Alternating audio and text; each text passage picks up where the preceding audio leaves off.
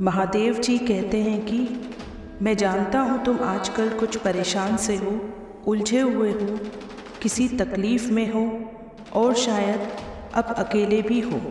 ये भी मानता हूँ कि तुम्हें मेरी ज़रूरत है। पर सुनो मीठे बच्चे, जब कभी भी परेशान हो तो महसूस करना अपने आसपास मुझे, मैं कहीं ना कहीं मिल ही जाऊँगा। जब भी कभी अकेला महसूस करो तो देखना वहीं कहीं तुम्हारा हाथ थामे मैं खड़ा रहूँगा। कहीं ना कहीं जब तुम कभी कहीं उलझे रहो बहुत ज़्यादा तो तुम आंखें बंद करके महसूस करना मैं वहीं कहीं तुम्हें तुम्हारी आंखों में देख के तुम्हें इत्मीनान से सुनता रहूँगा और कोशिश करूँगा तुम्हारा हाथ पकड़ के तुम्हें तुम्हारी उलझनों से दूर ले जाने की कोशिश करूँगा। तुम परेशान न होना, जल्द ही सब सही होगा। बस तुम खुद का ख्याल रखो, मैं ना होकर भी हर वक्त तुम्हारे साथ रहूँगा। आवाज़ की पहुँच होती है कान तक और खामोशी की पहुँच होती है महाकाल तक। भाग रहे थे हम सुकून की तलाश में, तलाश पूरी हुई महादेव के प्रकाश में। शिव परमात्मा सबको प्यारे हैं, अपनी ज़िंदगी पर तो मुझे प्यारा है। मुझे आपका साथ ज़िंदगी भर नहीं चाहिए, बल्कि जब तक आप साथ हैं तब तक ज़िंदगी चाहिए।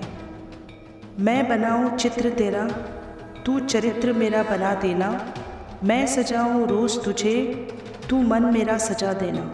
महादेव जी कहते हैं कि नज़रों को बदलो तो नज़ारे बदल जाते हैं, सोच को बदलो तो सितारे बदल जाते हैं। कश्तियाँ बदलने की ज़रूरत नहीं, दिशा बदलो तो किनारे खुद ब खुद बदल जाते हैं। यदि आप जीवन की दिशा को बदलना चाहते हैं तो पहले जीवन की दिशा बदलें।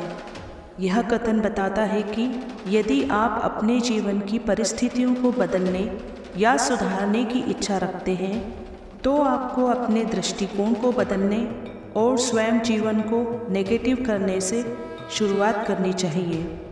यह व्यक्तिगत जिम्मेदारी लेने और सचेत विकल्प बनाने के महत्व पर जोर देती है। केवल बदलाव की उम्मीद करने के बजाय यह कथन सक्रिय कार्यों और मानसिकता के बदलाव को प्रोत्साहित करता है। अपने विचारों, विश्वासों और कार्यों को सकारात्मक और रचनात्मक रास्तों पर पुनर्निर्देशित करके आपके पास अपने जीवन की स्थिति को बदलने और वांछित परिणाम बनाने का एक बड़ा मौका है। यह व्यक्तिगत एजेंसी की शक्ति और इस समझ पर जोर देती है कि सच्चा परिवर्तन भीतर से शुरू होता है। अंत समय मन में मेरे महादेव रहे, अंत समय तन मेरा केदारनाथ धाम रहे। जो नापसंद को भी पसंद कर ले उनके जीवन में प्रसन्नता है, और जो मिले हुए को नापसंद करे उसके जीवन में दुख आना शुरू हो जाता है। इसलिए शिकायतें करना छोड़िए और धन्यवाद करना शुरू कर दीजिए। चिराग की तासीर रखिए, सोचिए मत कि घर किसका रोशन हुआ। बेहतर है उन रिश्तों का टूट जाना जिनमें आप टूट रहे हो। यह बात कभी नहीं भूलना, जो भी खजाने हैं वह सब महादेव की देन है। जिम्मेदारियों की अलग ही खूबी होती है, यह आपको कभी भी बिगड़ने नहीं देती। किसी को मनाने से पहले ये ज़रूर जान लेना कि वो तुमसे नाराज़ है या परेशान। खुद के व्यक्तित्व के लिए दो ही बात महत्वपूर्ण है, खुद को तलाशो, तब ही असल में तुम्हारा किरदार निभाने योग्य बनता है। महादेव जी कहते हैं कि किसी से बदला लेना कमज़ोर मनुष्यात्मा की निशानी है। इसलिए बदला ना लो, बदल कर दिखाओ। जो बदल कर दिखाते हैं वो शक्तिशाली होते हैं। स्वयं का जन्म नहीं होता है, ना ही यह मरता है। यह किसी से उत्पन्न नहीं हुआ है। यह अजन्मा शाश्वत है जो कभी नहीं मरता। हालांकि शरीर अवश्य मरता है। उपनिषदों के अनुसार आत्मा भौतिक शरीर की तरह जन्म और मृत्यु के चक्र के अधीन नहीं है। यह किसी बाहरी कारक द्वारा निर्मित या अस्तित्व में नहीं लाया गया है।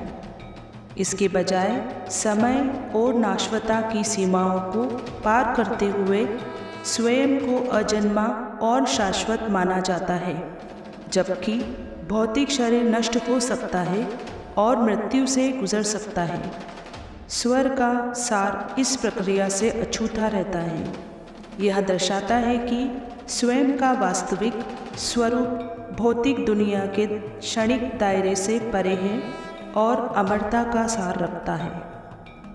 शुभ भावना के मधुर बोल हीरे मोती से भी मूल्यवान हैं। जीवन में घटने वाली विषम परिस्थितियां हमें अपने अंदर परिवर्तन लाने का इशारा करती है। आपका आत्मसम्मान अगर किसी को घमंड लगता है तो उसे बिल्कुल लगने देना चाहिए। एक बेहतरीन जीवन जीने के लिए यह स्वीकार करना भी ज़रूरी है कि सब कुछ सबको नहीं मिल सकता। महादेव जी कहते हैं कि हम जो पढ़ते, सुनते, देखते हैं वह हमारे चित्त पर बैठ जाता है। जो चित्त पर बैठता है वह चिंतन का हिस्सा बन जाता है। चिंतन हमारे कर्म में आता है और कर्म से भाग्य बन जाता है। ध्यान से पढ़ें, सुने, देखें, आपका भाग्य बन रहा है। एक कबाड़ी वाला सीख दे गया, सारा सामान लिया पर भगवान की तस्वीर छोड़ गया। पूछा तो क्यों नहीं लिया?